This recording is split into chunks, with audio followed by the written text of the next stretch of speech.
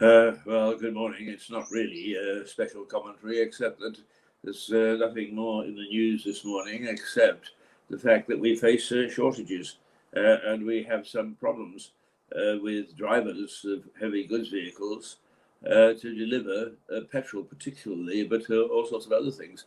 So, of course, the papers are full of that this morning, and we'll go run through in a moment just what they're saying. First of all, credit where credit is due.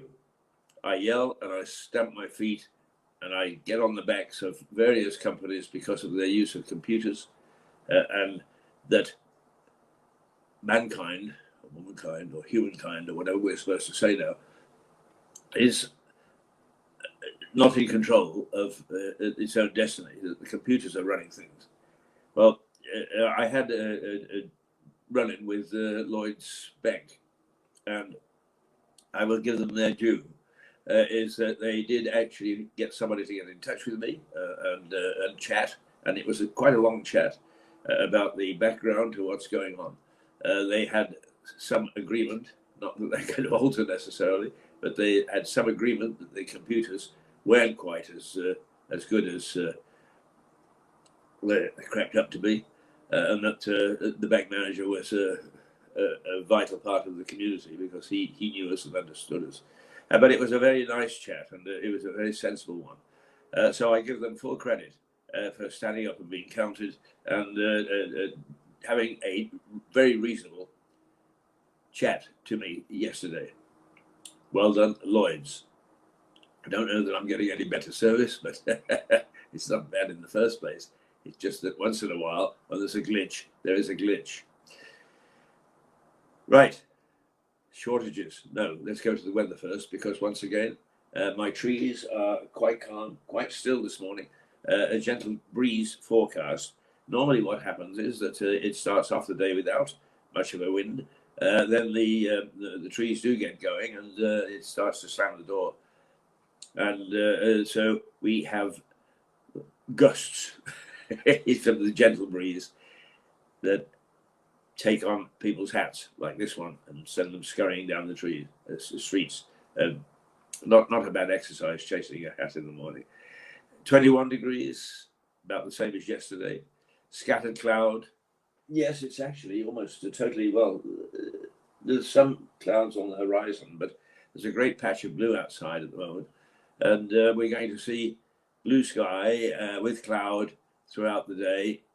Nice, reasonably warm, gentle breeze, no rain. And that's the weather for Lewis. Now let's take a look at what's going on in the papers. I don't intend to take too much time this morning because you will have the opportunity to see the pilot program a little later that we've done with some of the things that are going to come up this autumn. And this will be the launch of them. And they will be on Facebook, and we'll keep alerting you the moment you can see them. I've seen them. And actually, they're not bad. Not bad at all. And God bless students at East Sussex colleges for the input that they've made. Tremendous work. Great work ethic in that college, at least with some students and certainly with the staff. Very exciting. Once again, credit where credit is due. Well done. Well done, Amber. Well done, George.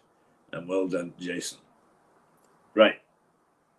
Keep calm and we can all carry on shopping. That's the Daily Express.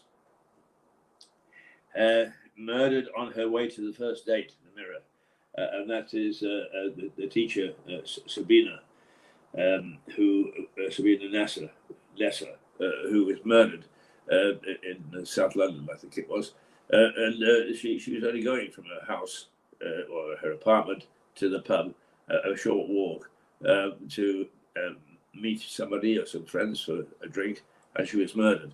They've lifted one guy and they're looking for a second.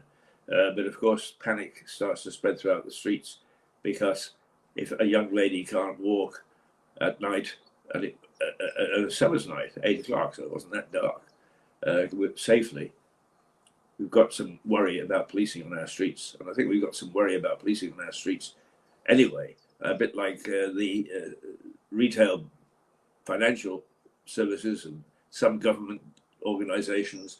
It takes a long, long time to sink in that what they're doing perhaps needs looking at. Perhaps there needs to be some reform, and there needs to be some reform, I think, in the police. Right, okay, let's go on for the Times. Don't panic, urges number 10 after BP cuts fuel delivery. Once again, fuel delivery, but the government is saying, hey, listen, there's lots of fuel, it's just we can't get it to you. And one suggestion has been that we bring in the army, which I think happened during the fuel shortages in the 1970s. Was it 1973, 74, thereabouts? And so the government is thinking of emergency plans to get petrol to the petrol stations. But the word from Boris is, please don't panic, we've got it in hand. However, the opposition, of course, and critics are saying, you should have thought of that before, mate. The Daily Mail, now we're running on empty. Again, the Mail takes up the cause that we haven't got fuel in some petrol stations. And the fear is that it's going to trigger a run on foodstuffs in the supermarkets, and that soon we'll be out of toilet paper again. So the paper is very concerned about that. The Daily Telegraph, alarm as BP begins petrol rationing. I wasn't aware that the BP had actually started petrol rationing, but it is saying that there's a shortage of HGV drivers. That's partly because of Brexit. We haven't trained enough, or people haven't trained, but mostly through the lockdown, where people haven't been able to be trained because they can't go to work or couldn't go to work. So we're actually reaping a storm that we hadn't thought about. My lovely Daily Star. When I grow up, I want to be a cabbage picker, it says. It's got a head of cabbage on the front page. And the reason for that is apparently if you go to pick cabbages, you're getting £30 an hour at the moment. So that's not a bad day's work, 250 quid for picking cabbages. Perhaps I might go myself, except poor old soul that I am, I probably would find my back was wrecked within 5 minutes or so. The Guardian, warnings of fuel shortages amid supply chain crises. And the Guardian, never a great friend to the government, is saying, look, the knock-on effect of us not having petrol or not having drivers to deliver the petrol is going to be panic buying in the shops. Of course, it's amazing how people do panic buy. Personally, as long as I've got a bottle of Guinness, let's encourage people. How are we on time this morning? Well, it's 7:44. We started suitably late, so Jack DeManio lives. Fuel ration as UK's petrol stations hit by shortage of lorry drivers. The Independent, petrol stations close amid delivery driver shortage. Metro, go back to the killing of Sabina. A man who's age 38 is held. And they've got one suspect and they're looking for another, and I understand a silver car, as of the latest information that I have. The Financial Times, the Bank of England is predicting that inflation is going to pass 4%. Not immediately, but we're growing towards that. And that means that everything is really 4% more expensive. And then, of course, we get the demand for higher wages, and so the spiral goes until we, once again, settle ourselves down with some pretty fierce bookkeeping and housekeeping. Right. I think of that. Oh, the Mirror, the Daily Mirror. We'll all pay the price. The energy crisis. Make sure that we're not going into yesterday's papers. It's very easy to do because the crises that we've been facing, news goes in bundles. Sometimes it is difficult to find something to put of importance on the paper, and then suddenly it all comes at once. And we're going through a period of it's all coming at once.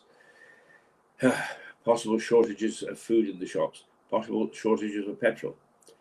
My main concern, I suppose, would be that the buses would cease to run.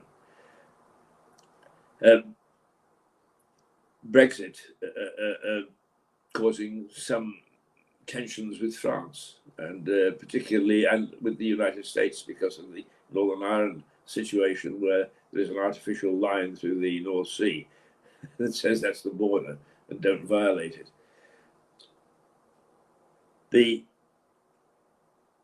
row over climate change, the row over Southeast Asia with China, the row over, once again, a minority government in Canada, and coming back home, we can find all sorts of things that are upsetting the apple cart.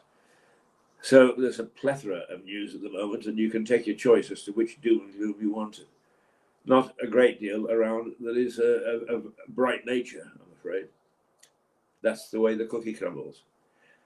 It's now 7:47. We've been on for 11 minutes and 48 seconds, 49 seconds now, 50 seconds. And that's where we're going to leave it this morning, because if you shop around, if you take a look at Facebook or YouTube in a little while, you'll see Mirador's new program package. I hope that you'll enjoy it. We've got a long way to go. No, we haven't got a long way to go. We've got a way to go to smooth it out so that we're pleasing all of you.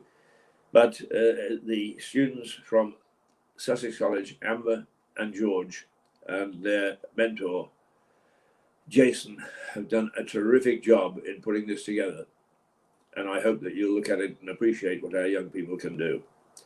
Right, until, no, not tomorrow, until Monday, this is Keith Hayes, and 21 degrees today, with scattered clouds and a gentle breeze. Toodle pip. Toodle toodle pip. How do we say goodbye? Let's try that one. But I know what it takes. I'm motivated by a mix of emotion. Got my statement, and I'm reading it slow so I can understand it fully. Appreciate my standing, go out of this world and right on time. Oh, no. Good morning, I'm Stuart Dorby, the energy correspondent from Mirador Television. For the past 3 weeks I have been telling everybody who would listen that there was going to be a huge increase in our energy bills, and it's going to affect businesses and whether they can shut down or reduce capacity. I then said that this is all due to the sort of, well, I wouldn't call it a conflict, but let's say between the government's energy regulator, who want to set an energy ceiling called a price cap, and a cartel of 5 suppliers who operate like the banks. They have a follow my brother's policy. So one of them puts it up so much, so will the others, and they just want to maximise their profits.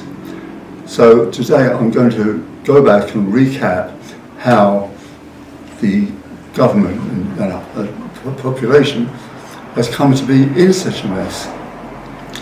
Now you have to go back really to the period 2010 to 2015, when Ed Miliband, who was the leader of the Labour Party, promised that if he got into power, he would actually bring in an energy cap.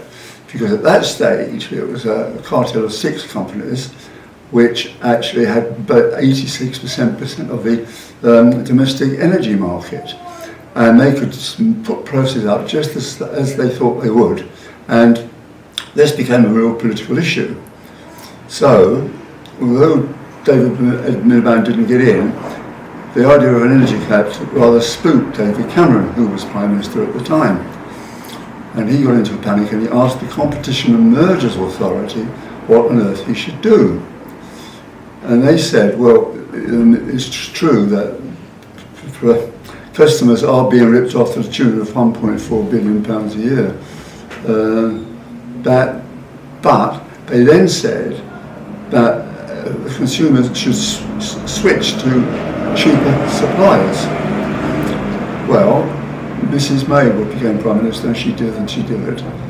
And finally, she agreed that a energy cap would be set up. That was in 2018, I think. And the recommendation was that we'd have a load of smaller powers offering better tariffs. So it worked for a while, and about 3 million, I think in 2017, 3 million people switched over to the 20 companies, but then the thing blossomed and it went up to about 70 companies, now back to 51 companies. And these companies offered cheap sweetheart deals, like, say, British Gas, one of the cartel, said we will get the energy, our energy tariff will be 1,200 a year, when a cheaper one, say like, I don't know, Bowl maybe, they promised they could do it at 900 quid a year, save that much money. But when the gas price goes up, as it did, exponentially gone up, a lot of these companies went bust because they couldn't get their hands on the gas at a reasonable price, and they couldn't meet it. So they went bust. I think 5 has gone bust the past month, but I think about, of the 27, it was something like 28 has gone bust. And that's the situation that we've arrived in today. And what is the situation we've arrived in today? Well, as you all understand, people are now finding their energy laws put up. The government says that various companies will be protected, but we're not going to bail out all the ones that are not working very properly. Then there's also the issue of the CO2, which is a byproduct of the gas price. And the situation is here is that the two actual company that makes CO2 is made by separating carbon from hydrogen and replacing the hydrogen with oxygen. And it is a gas which what happens is that carbon dioxide is formed by fossil fuels of any kind coming together with the oxygen to make CO2. And so one company here called DF, or is it CF, they make CO2, and it's very important because it affects the supply chain with all these animals going to the slaughterhouse where they can then go on to supermarkets, etc. And also the carbon dioxide is for putting foam on top of beer and going into fizzy drinks. And it looks like the CF decided they were going to close down. The government has panicked. They said we will pay them to come back into us. But therefore we are in a mess, and I think that the energy minister said that in a year's time there will only be 6 to 10 energy suppliers, domestic enterprise. So who knows where we're going. Just to say it's one hell of a mess. And it's all the government's fault. So it's goodbye for the moment, but next week I shall be coming back and taking this whole question of pricing forward. Thank you, bye. Coming up next on Scenes and Sussex is Snip Chat with Andrew.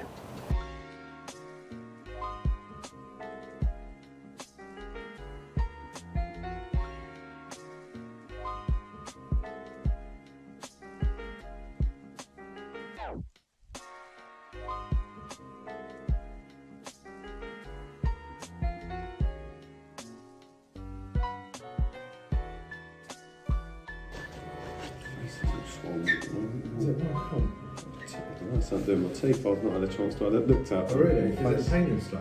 Yeah. It's Yeah, gone, it's a bit swollen. it's gone down a bit now, but You taking any hints? Is it that? It's not like an antihistamine thing? I don't really know. It's Maybe just really swollen. bitten. Gosh, you're really warm. Really hot. Yeah. Well, you know that. Is it in pain then? You've got an infection? Yeah, it's got a bit better. I've had it a few days, but it's slowly going now, I think. I haven't had time to go to the dentist or anything because of work, so... Yeah.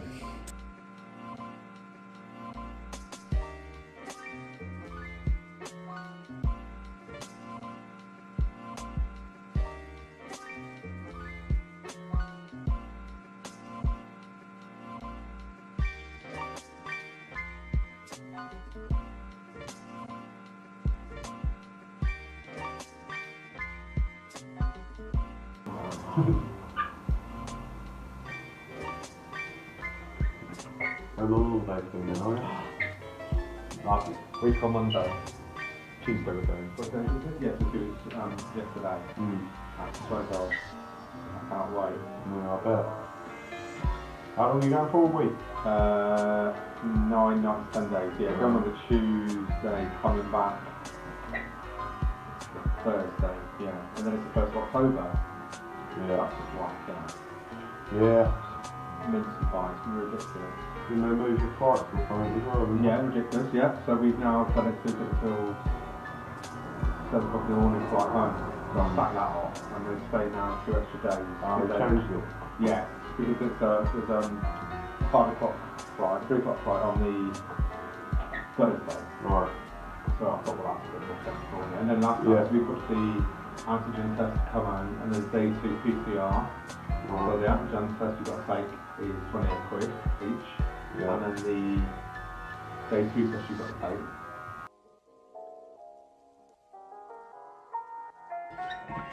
Going on all day soon, are you? Lovely. Week on Monday. Tuesday we're going. What day is it? Yes, it was yesterday. I swear God. I cannot wait. Yeah, I bet. How long are you going for? A week? 9 nights, 10 days. Yeah, going on the Tuesday, coming back the Thursday. Yeah, and then it's the 1st of October. Yeah. That's just whack, isn't it? Yeah. Mince and pies, ridiculous. Didn't they move your flights or something as well? Didn't Yeah, they? ridiculous. Yeah, so we've now done it until 7 o'clock in the morning flight home. So I sacked that off, and we're staying now 2 extra days. Oh, they changed it. Yeah, it's because there's a 5 o'clock flight, 3 o'clock flight on the Thursday. Right. So I thought, well, that's a bit more sensible. Isn't it? And then last night we booked the antigen test to come home, and then the day 2 PCR. Right. So the antigen test you've got to take is 28 quid each. Yeah. And then the day 2 test you've got to take Is that when you get there? 48, no, when you come home. Oh, when you come Which is home. ridiculous, because it didn't take 2 days or whatever. You think, right, well, I've been at home, I'd have been in the supermarket, I'd have been to the pub, you're doing all these things. Yeah. Like, it's not like, as soon as you land, you've got to do it. Yeah, it makes it more sense. Yeah, doesn't do you know it? what I mean? So, I just can't wait. I Just to bet. be at that airport, go for a manger. Yeah, very nice. Coming up next on Scenes and Sussex Yeah. is Energy Matters Everything's with always Stuart over, Dolby. Yeah, well, all the lackeys and all that going on now, isn't it? All the energy stuff. That's going off. I was going off like about 90 quid, I think. Instead And of the like 60. international insurance as well now, Yeah, isn't it? Apparently, brilliant. according to old Boris. Do you know what I mean? But someone was saying about what they were doing, like Deliveroo during the pandemic on petty cash, the government. You know, they have AirPods, and you want to go, I want to see the fucking petty cash return. 'Cause Yeah. why are we putting up money for all that? Let's look at what they're spending the money on. Yeah. Why have they got the money for it? You know, Yeah. it's not cool, is it? You know, it's affecting normal people that are at home. Yeah, well, they want another lockdown. Not us lot. You know what I mean? No, they can't Some be people have another. no idea like how other people, how badly it affected people. Yeah, Did you definitely. get this crap just gone? I got a little bit, not a lot, Yeah. because I had to self-isolate for the 10 days, didn't I? Because Dane and Obi, Of course. they both tested positive, but I was negative, but still had to self-isolate for the 10 days. But, yeah, I can't see there being enough one. I mean, please, come on, they don't work, you know. With all the vaccines and everything Yeah, like you that. know, it's like yeah, but all these deaths, you don't hear deaths of other things, do you? Of, No. you know, I mean, I was ill the other week, got really fucking ill. Oh, yeah. And I was in bed for 3 days. Like hot and cold sweats, like, like flu-y type symptoms. yeah. and I was negative again. Yeah. I spoke to the doctors and they just said there's nothing. It's basically the same sort of a self-isolating. Basically, just rest and Yeah. you know Eat properly, drink water. drink water, rest. and that's it basically. So I mean, there's plenty of other things you can catch other than COVID. I don't really get that ill that often. I might get a little bit run down Yeah, or whatever same. now Yeah, and then, but absolutely. Yeah. I don't really get colds generally. I was stuff like that. I was in bed for three and a half days, so pretty much solid. That's great, right? Yeah, it's good, yeah. Birthday next week. I know. That's crazy. I know. Yeah, start next Saturday, first What are birthday. you doing for it? We're going to Pig World. Southampton. Brilliant. It's attached to sort of another theme park for our older kids as well. So Oh, really? Sean and his daughter are coming as well. Oh. And my mum and dad are coming. Just make a bit of a day of it up there. Didn't really fancy a party or anything at the moment. It's still a bit down. That's quite good because then you're doing something, but actually a bit of the pressure's off in a way. Yeah. Yeah, it'd be a nice day out. Cute. That's mad. I can't believe it. And how's your sleeping? You still on the sofa? Alright. On and off. Not don't have to, but sometimes I'll jump on there. So where are you working to at the moment? I've been in Kent this week. Whereabouts in Kent? Sittingbourne. Okay. So how long does that take to get back? Hour and a half? About an hour and a half, yeah. Or what time do you have to leave then? It depends on what, sort of 6, half 6. And you get home to about 5. If I'm lucky. You must be knackered, Ross. Yeah, it is. I had my first weekend off for a while last week. Hey! Did you sleep in? Yeah, I'm off this weekend again. Did you go out for a good Friday night then? You're like that? Come on! I had a few just at home. What home? Not really been out. I've been out for a couple of pints here and there, but that's about it. I suppose it's that thing in it, if you're so tired, like part of you wants to go out and hit it and go, come on, the other part's like, actually, I just need to rest for a bit. Yeah, well during the week before the weekend I was staying away again, so Oh, were you? yeah, I've been away for a couple of weeks before this week. Do you, I know you're not supposed to do, but do you sleep a bit better than you feel like? Yeah, I do usually. And then you can work, relax. Yeah, you just have a couple of beers in the evening, a bit of Yeah. dinner and a couple of games of pool in the hotel and that, and then just sort of How many do you stay away then? 3 or 4 of us with husband. You get your own room, you have to share it. We get like them, yeah. Yeah. Nice. Yeah, it's alright. It's not too Do often. they organise a hotel for you? They do. Is it alright one? Yeah, it's alright. Not too bad. Well, that's good. At least that takes that pressure off when you're coming home every night. Yeah. You working with Oliver? I have been this week. You're right. Yeah, he's alright. He's moved back to Lewis now, because he was in Brighton, wasn't he? Yeah. What's made him move back then? Not Yeah. calling anyone. No, I think his friends moved somewhere else, and I think he's just gone home for a bit to save a bit of money. Okay. I think he does want to move back down there at some point, but I think it's just saving a bit of money. You're going on dates, isn't it? Yeah, I think he has been, yeah. First time I've seen him for a while this week, to be honest. Yeah. I'm feeling very good actually.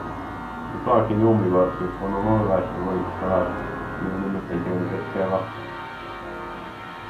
Yeah, your brother's coming in. When are you going to Texas as well? The 18th, Oh, okay. not this Saturday, next Saturday. Saturday. Sean's coming in on this Saturday.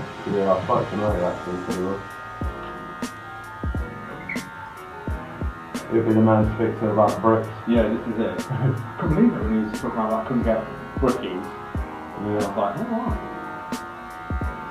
Format though, innit, with stock and everything. Can't get stock. So, Yeah, I think some places do struggle, yeah. timber, apparently that's doubled, isn't it? Something? Yeah, I think everything's gone up, to be honest, yeah. Do you know Ben Hockey? With, No, I don't think so, no. he said he's paid 53p per metre or something for timber. Yeah, he said now it's like double. Yeah. Yeah, I think a lot of materials have gone up, to be honest. It's mad. Everything's always going up. Yeah, well, look, Lucky's and all that going on now, isn't it? All the energy stuff. That's going off, mine's going off like about 90 quid. And international insurance as well, Yeah. according to our board. Do you know what I mean? But someone was saying about what they were doing they have like delivery during the pandemic on petty cash, the government. You know, they have AirPods, and you want to go, I want to see the fucking petty cash return. Yeah. Why are we putting up money for all that? Let's look at what they're spending the money on. Yeah. Why haven't we got the money for it, you know? Yeah. It's not cool, is it? You know, it's affecting normal people, you know? Well, Everything's expensive, and it's like... the nurses and that, they give them a 3% pay rise and then they put their national insurance up. So John was saying, yeah, that's it. So John was saying that he was working on, they normally have about 13 midwives per shift, and they've got about 5, 6, didn't they? So they've got 6 midwives on. Because people are isolating, or people have gone home, people have left the business, you know, because they've just had enough. yeah, I'm not surprised to be honest. It's like, nothing to say is saying that, well, we were in a lockdown in October, and I'm like, it's not like, the people who want that, the people who are being paid 8% sit at home. Yeah, well, that's not lockdown. It's not us lot, you know what I mean? No, I can't. Some people have no idea like how other people, how badly affected people. Yeah, Did you get definitely. this grant just gone? I got a little bit, not a lot, because I had self-isolated for 10 days, didn't I? Christine and Nobby. Cool. They both tested positive, so I was negative, but still had self-isolated for 10 days.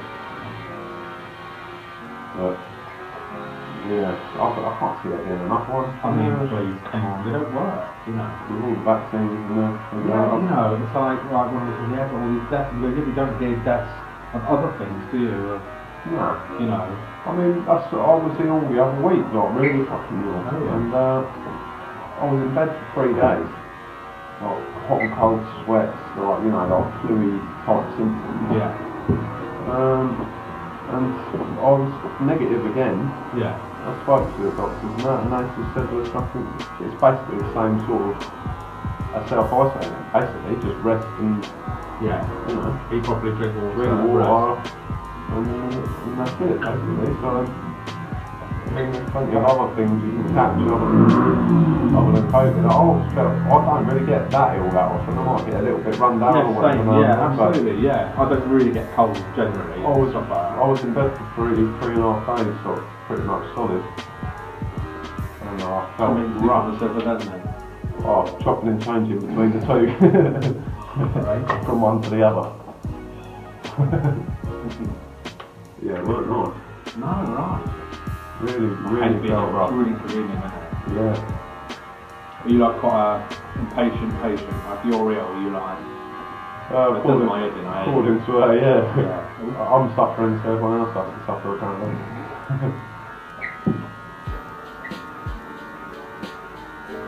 But then again, you know, if you think, you've been on the go, haven't you? You know, you were driving away all the time with work and you're not sleeping properly, all that stuff, isn't it? Yeah. You're probably getting knackered as well. Because didn't he have trouble sleeping originally as well? Yeah, he was a bit, yeah. So, you know, that's going to take its toll, but no. Yeah, it is hard work.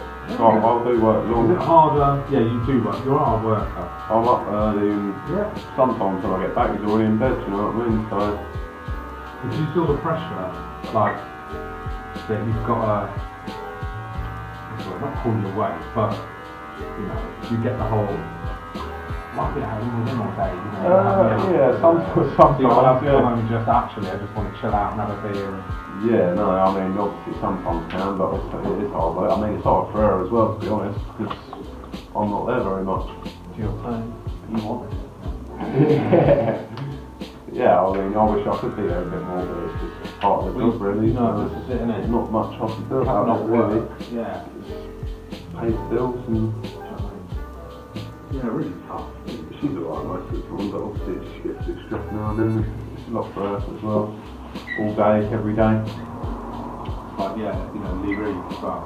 Yeah, I saw it this morning. Oh really? Yeah, he's coming tomorrow night. Just take the dog for a walk, I was picking up the up. Well, he's that working as well, and then having to go over and do all that stuff. Yeah. He's really Yeah, it's burning the candle, you know. Yeah, people do try and warn you, but I don't think you can really prepare yourself for it, really. It's constant, isn't it, being a parent? Like, Yeah. it's there all the time, you know. I'd be like, there's no let off. When I cried the other day, 2 kids, and they were just like, oh my god, you know. I thought, I don't know how. He's lovely as well, Michael, and I thought, it was really shocked that the kids were little, you know. And I just thought, how the hell did he over this, you know, constantly you're watching them, well, don't touch that, don't do that, don't do that. Oh yeah, now once they get to a certain age, Yeah, they're grabbing and everything. yeah, big time, you know, everything. Yeah. So it's quite, you know, that's quite stressful because you've constantly got a second eye on them, haven't you? Yeah. Yeah, he wants everything. How can he go, oh, it ain't working for me? No, he's nearly walking now, so. Well, actually, the way they were talking about it was great, and I thought, actually, if you know the people in a sense, Yeah, there's a bar there. it'd be good to get in. Oh, alright, that's alright. Alright. Yeah, I don't want it to be all like, you know, sourdough parents. I don't want it to be all a bit clicky and a bit. I mean, Lewisy. it's been a long time since I've been there, but I don't think so. It should be. Yeah, because it's quite well supported here, isn't it? I think so, yeah. Over the years, I mean, back in the day, they weren't very good to be fair. They were a lot lower down the leagues. Like the women's team are way up on them. Yeah, I think they're pretty good. They play some big teams. Right. But I think over the years, there's quite a lot of leagues.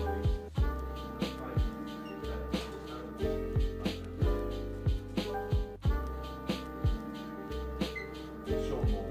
You like into football? Sean's into his footy, isn't he? Yeah, Was I it just am, yeah. Newcastle United? Or are you into it as well? Yeah, I am. Yeah. I grew up all night really. Geordies. I was Played played it for most of my life. Oh yeah, you did, didn't you? Like properly, like. Mm. Yeah. Early retirement for me, nothing. Yeah, my God, the way this Gillian was talking about what they, you know, the training, got no life at all. No. I think me and Sean Mark became 25th September. Right, Lewis? No, Watford. No, hang on a second. Newcastle are playing Brighton. Yeah, soon. On my phone, I've got a thing of all the matches. Yeah, hopefully we'll try and get a ticket for that. But one of Sean's mates is from up there. Yeah, that's great. Lovely. Yeah, thank you. Yeah, I saw they were playing. I thought, did you have to be season ticket holders or do you? Well, one of Sean's mates is a Geordie, and a lot of his friends up there have got season tickets that don't go to a lot of away games, so they can get hold of them for us, hopefully. Which one do you Yeah, so right. hopefully he can sort us out a few tickets. Fingers crossed, aren't you? Yeah, we're going up to Watford, 25th, I think, September. Hopefully. It's not confirmed the tickets yet, but he reckons it shouldn't be a problem. Get the train obviously. What was that? It's Gaza, isn't it? What's that called? Terrace what? Cold. Terrace Cold. What's that then? It's just like a little brand there for what it's quite a recent thing, really. I bought the Gaza one for the Euros, and it was on in the summer. Who's that guy who had that haircut? Everyone wanted a copy. What, French the crop one thing. just gone? Just gone. But the blonde one, Yeah, Phil Foden, that's it. the young lad. Yeah. That didn't really take on. I thought loads of blokes were going to want that. I've done it once when I was a kid. Bleached it. Not like, well, my old man done it. He didn't want to do it, but I kept going on when Gaza It actually was so dark. Right, okay. And yeah, it went white. Yeah. It went white. I had mine when I was 16, pure white. I think he left it on there too long as well. 'Cause I think he done my scalp in it. You played your skull. Too high voltage. Yeah. I think that one was on Sure you know. there. Yeah, I've got to go and do a little bit of shopping Oh, first. get your Tesco's. Do a big shop. A little bit. Coming up next on Scenes and Sussex is the ESCG student programme.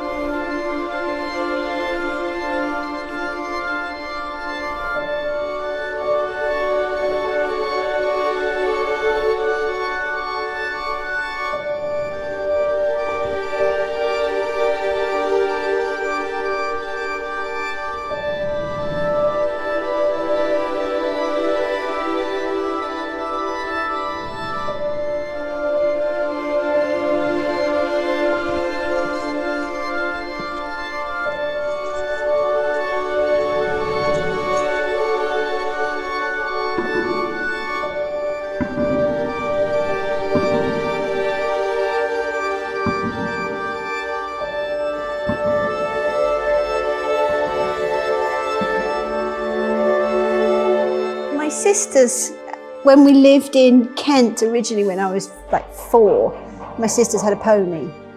And then they both gave up riding and I carried on with the pony. And it was just, you know, it was just everything about the horses. I just loved it. So then I got another horse and it just sort of went from there. And then I just found the dressage really more interesting than the other disciplines. And it just, and then I had a horse that was quite good at it. And then it just sort of all grew from there.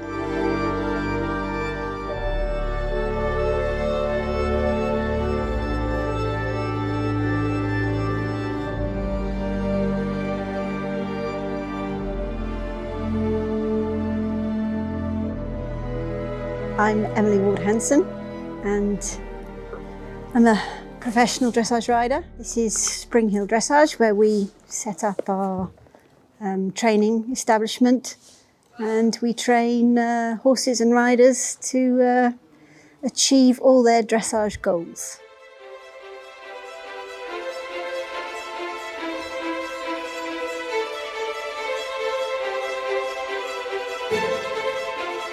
I was based in Europe for about 16, 17 years,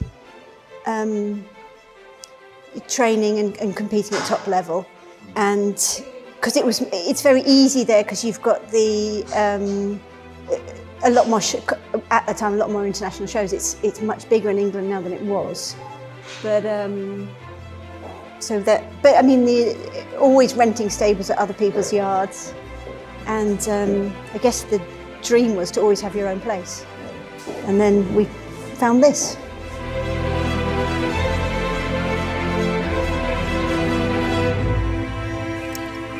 This one will randomly, when he's tied up, pull back. That's why he's got the strings. But I've had this one since a foal. I had, so the reason I bought him was his grandma. I had a horse by the same grandma. And it was a really good horse, so that's why I bought him. But that one was also a bit weird. And this one has a lot of those weird things. Little quirks. And so it must be that grandmother. It's from the mother line. So would you say that there's different sort of, they've all got their own little personality? Oh, completely, yeah. They're so different. And that's also what's interesting about it, is once you get to getting to know them.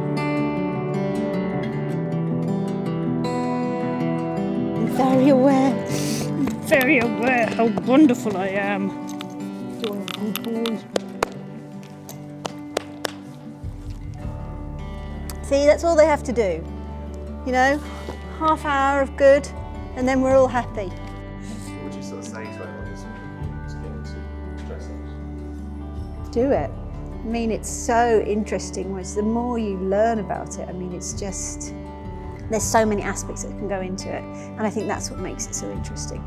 Yeah. You know, like the older you get and the more, you know, I'm still learning so much, and I think picking it apart and the detail and that side of it, I think it's, you know. Is it different for everyone who gets into sort of theory? Probably, but you know, it's lovely to be able to work with the horses and to teach. It's really exciting when it comes together. You know, when you're trying to teach them something and they get it, and then you think, oh, you know, you've done that. It's very rewarding in that sense, because you know it is quite hard to do, and when they do get it, it's lovely, isn't it? It's a great feeling, because when they do get it and you get it and it all feels right, you feel on top of the world. Yeah, it's lovely.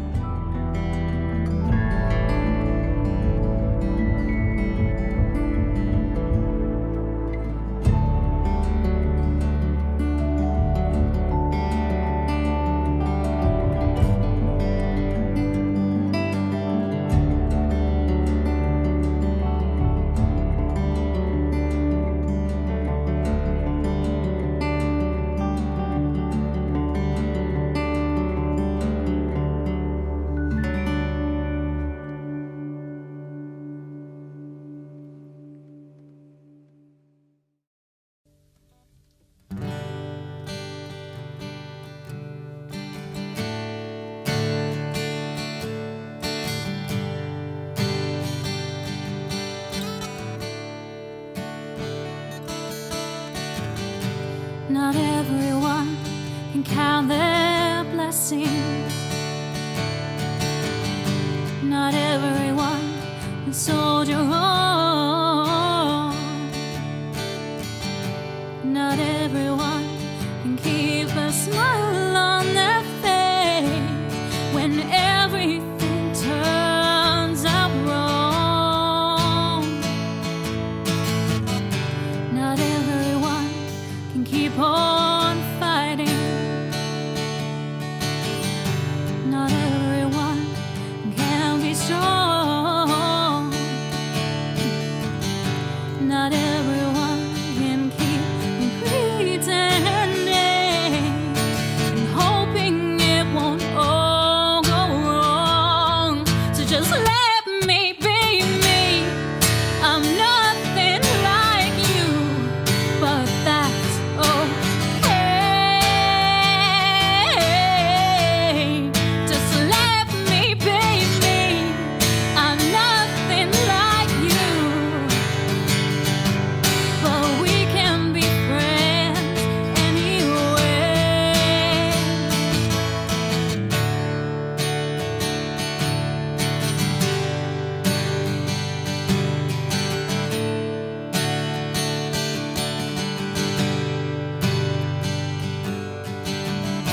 I'm not the life and soul of the party. I'm not the one with all the laughs. But at the end of the day, I'm here for you. So just let me be me. I'm nothing like you, but that's okay. Just let me be me. I'm nothing like you, but we can be friends anyway. I'm not the laugh, I barely smile. I take a while to find my stride. I doubt myself and everyone else. Oh, I'm not that girl. Just let me be me. I'm nothing like you, but that's okay. Just let me be me. I'm nothing like you, but we can be friends anyway. Just let me be me.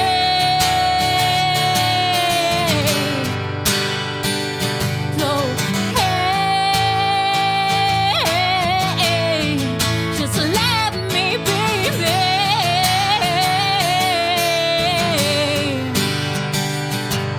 And we can be friends anyway. Just let me be me.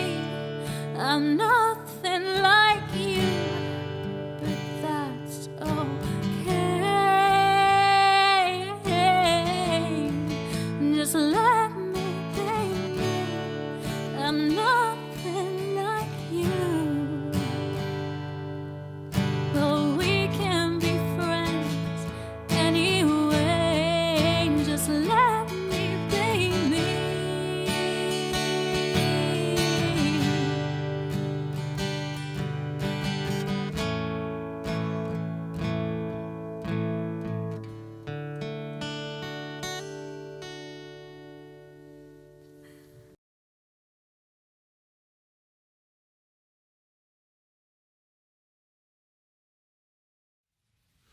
Come all you young sailormen, listen to me. I'll sing you a song of the fish in the sea. And it's windy weather, boys, stormy weather, boys. When the wind blows, we're all together, boys. Blowy winds westerly, blowy winds blow. Jolly Jolly sou'wester, boy, steady she goes. Up jumps the eel with a slippery tail, climbs up aloft and reefs the topsail, and it's windy weather, boys, stormy weather, boys. When the wind blows, we're all together, boys. Blow ye winds westerly, blow ye winds blow. Jolly sou'wester, boy, steady she goes. And then up jumps the shark with his 9 rows of teeth, saying, you eat the dough, boys, and I'll eat the beef. And it's windy weather, boys, stormy weather, boys. When the wind blows, we're all together, boys. Blow ye winds westerly, blow ye winds blow.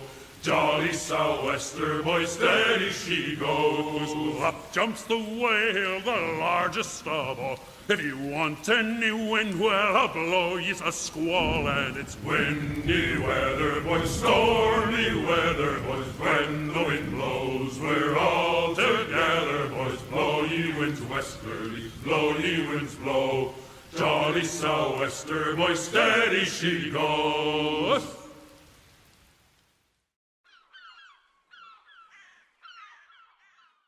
Coming up next on Scenes and Sussex, it's Terry. Hello everybody, this is Terry and this is my show, Terry's Pick and Mix. And we have Zachary Fennell, who is a cerebral palsy vigilante, an entrepreneur and an author. So welcome to today's show. It's a pleasure to be here. We've met before and you mentioned that you were going to be doing something extraordinary, which was running a marathon. When the initial idea to do a marathon came to me, I thought, well, that's too unreasonable due to my CP. And so I decided I was going to do a half marathon. And then my friend James, after I completed the half, had continued to encourage me to go and do the full marathon. And I made that I finally said to him, I'll do a full marathon if you do it with me. And to my surprise, he said, okay. And that was fantastic support from your friends. Yeah, it was incredible. Like I was just thinking, I'll say this, and then he'll be like, okay, never mind. But no, he was full for it. And so right now I'm working on turning that into a book, hoping to help encourage others, whether it doesn't have to be a marathon, but whatever they in their life they think is unreasonable for them, to kind of show otherwise and show that it is possible. How do you begin to even think about a marathon? To begin to even the idea came to me, I was reading a book by someone else with cerebral palsy, John W. Quinn. His book, Someone Like Me. He served 2 decades in the United States Navy hiding his cerebral palsy, and cerebral palsy is different for everyone. So it seems to be, well, not seems, but safely to say, is more mild than mine. Reading his book inspired me to want to do something physically challenging. But I was also at the time hanging out, spending time weekly with my one friend, Alex. And he was training for a triathlon. And I ruled out a triathlon because I never had the balance to ride a bike. Right. But I thought one day, as I was spending time with Alex, I could do a marathon. I go, how long is a marathon? He goes, 26.2 miles. Immediately, I thought, I'll do a half marathon, because I'm like, a marathon, as you said, mindset's so important to it. That idea of going a full marathon just seems so intimidating. Cool. And so that was all back in 2011. It became one of those things where I talked about doing, but I really didn't make progress on until 2014, when I did like a 1 mile fun walk. And that motivated me to get out more, to just to see how that 1 mile I finished in either 27 or 28 minutes. Yeah, it was the 5 mile was the long walk, and then like I do 2 or 3 miles as my short walk. It seemed like it's something that you were determined to go through, whatever it was. Is that right? Yes, yeah, because there have been falls. There were times I fell. There. Were you on your own at this time? Yeah. So yeah, when I would go out, I'd go out in my neighborhood and walk on the sidewalks, and I would think of the sidewalks as an obstacle course. And like when the sidewalks don't meet up, I thought of that in my head as the invisible step, because to the naked eye, it doesn't really look like it's much of an obstacle. But if you're not paying attention, it can cause you to trip and fall. The more tired I grew, the more prone I came to missing that invisible step and falling. And there was one time where I was on my own when I would fall. And you scared? I was not scared. I only had one fall within my entire training that scared me.